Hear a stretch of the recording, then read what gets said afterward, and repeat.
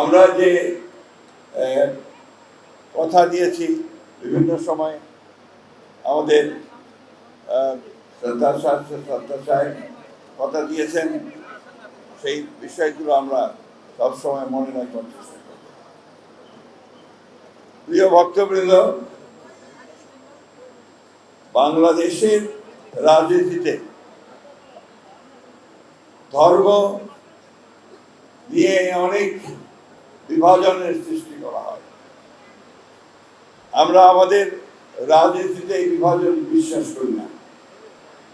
আমাদের যে রাজনৈতিক দর্শন শহীদ প্রেসিডেন্ট জিয়াউর রহমান সাহেব আমাদের দিয়ে গিয়েছেন, বাংলাদেশি জাতীয়তাবাদ, সেই বাংলাদেশি জাতীয়তাবাদের ভিত্তিতে সকল ধর্মের সকল বর্ণের মানুষের সঙ্গে একাত্ম হয়ে বাংলাদেশের উন্নয়ন আমরা কামনা করেছি।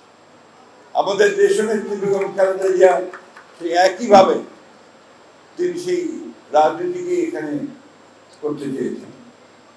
এখন আমাদের যিনি প্রধানমন্ত্রী, আপনারা সবাই জানেন যে তিনি অতি অল্প সময়ের মধ্যে বাংলাদেশের মানুষের হৃদয় জয় করে চলেছেন। দীর্ঘকাল ফ্যাসিস্ট সরকারের অত্যাচারে নিপীড়িত হয়ে বিদেশে নির্বাসিত অবস্থায় ছিলেন। তারপরে দেশে এসে আপনাদের সহযোগিতায় বাংলাদেশের মানুষের ভালোবাসা নিয়ে তিনি একটা সত্যিকার অর্থেই একটা অবাধ নিরপেক্ষ নির্বাচনের মধ্য দিয়ে সরকার গঠন করার পরে তিনি কাজ করে চলেছেন, এবং তার কাজের প্রধান জায়গাটাই হচ্ছে সাধারণ মানুষের উন্নয়ন। আপনারা দেখেছেন যে তিনি এখন ফ্যামিলি কার্ড, কৃষক কার্ড, এবং আপনারা আরো লক্ষ্য করেছেন যে ধর্ম উপরেও তিনি কাজ করতে চাচ্ছেন।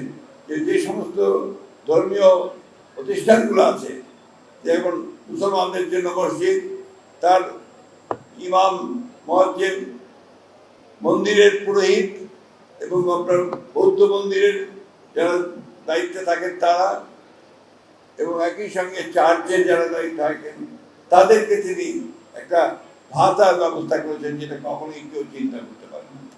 এইভাবে ধর্মকে সবার মধ্যে যেন সকলে সকল ধর্ম পালন করতে পারে, সবার মধ্যে তিনি চেয়েছেন যে আমরা বাংলাদেশকে কোনো সুনির্দিষ্ট ধর্মের জন্য এখানে কেউ সুবিধা দিতে না পারে, বাংলাদেশ সবার জন্য কাজ করতে পারে।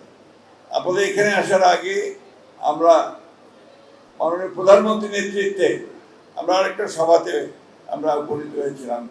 আপনারা জানেন যে এবার মহিলা সংসদ সদস্যদের মধ্যে আপনার আমাদের মাননীয় প্রধানমন্ত্রী প্রত্যেকটি ধর্মের মানুষের প্রতিনিধিত্ব তিনি নিয়ে এসেছেন, এবং আজকে ছিল আপনার সমতল ভূমিতে যারা নৃগোষ্ঠী আছেন তাদের সঙ্গে তিনি বসেছিলেন।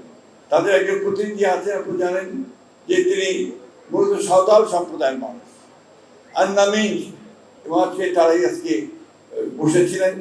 সেখানে একইভাবে তিনি বলেছেন যে আমরা প্রত্যেকটি শ্রেণীর উন্নয়নের জন্য, তাদের আর্থসামাজিক ব্যবস্থা পরিবর্তনের জন্য আমরা কাজ করে যাব। আমরা সেই কথাই বলতে চাই যে আমরা ধর্মীয়ভাবে কোনো বিভাজন সৃষ্টি করতে চাই না, আমরা সকলকে নিয়ে কাজ করে সামনের দিকে এগিয়ে যেতে চাই। দুর্ভাগ্য আমাদের, আমরা 1971 সালের স্বাধীনতা যুদ্ধে আমরা যখন একসাথে যুদ্ধ করে লড়াই করে হিন্দু, মুসলমান, বৌদ্ধ, খ্রিস্টান এই দেশকে স্বাধীন করেছিলাম, সেই যে বোধ, সে বোধটাকে একটা বিশেষ অপশক্তি বারবার আঘাত করার চেষ্টা করেছে। আজকেও সেটা তো আছে। এখানে আমাদের সকলকে এক হতে হবে, প্রতিরোধ করে তুলতে হবে, সেই জন্যে আমাদের ঐক্যবদ্ধভাবে কাজ করতে হবে।